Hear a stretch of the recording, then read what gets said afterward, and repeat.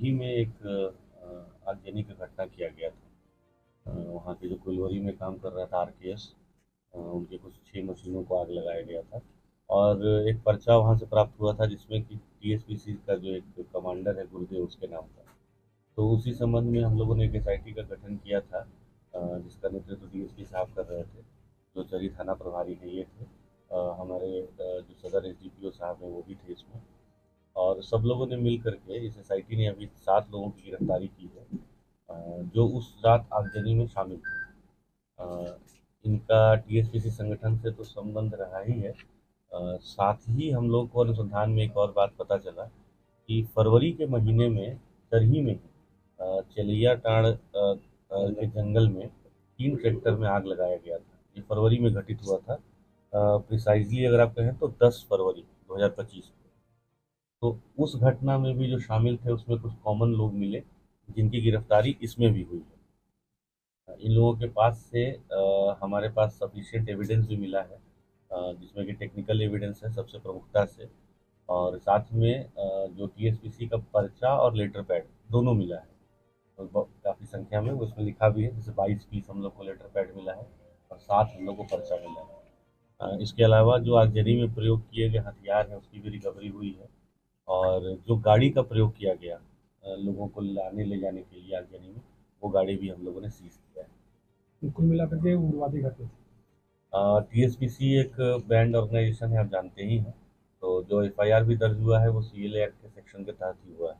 तो उस तरह से अगर कहा जाए तो ये एक उग्रवादी घटना ही है। इनके नेक्सस को ध्वस्त करने के लिए हजारीबाग पुलिस का। हाँ, ये महत्वपूर्ण एक बात आपने कहा कि इसमें जो एक जानकारी है जो मैं आप लोगों को साझा भी करना चाहता हूँ कि 7 में से 6 ऐसे लोग हैं जिसके ऊपर पहले कोई भी कांड दर्ज नहीं है। अभी तक मेरे नॉलेज में जितना आया है, हो सकता है भविष्य में पता चले 1-2 केस। तो इससे ये भी पता चलता है कि बहुत सारे जो नए लोग हैं वो भी बहकावे में आके ही घटना करते हैं। अ, किसी के कहने पे लोभ में आकर के, है ना, पैसे के लालच में आकर के करते हैं। तो ये ज़रूरी है। अच्छा, इसमें जो ड्राइवर है जिसकी गिरफ्तारी एक हुई है उसका नाम है इमदाद रज़ा, चरही का रहने वाला है। ये 3 लोग चरही के रहने वाले हैं, 4 हैं कोडरमा के रहने वाले। ये इमदाद रज़ा एक्चुअली सीसीएल में ही गाड़ी चला रहा है।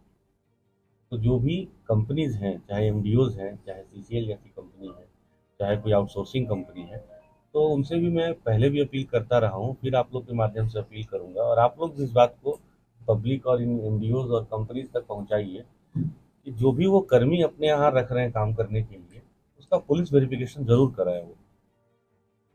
और उस कर्मी के द्वारा भी अगर उनको कोई मैसेज दिया जा रहा है, तो पुलिस से हाइड नहीं करना ठीक नहीं।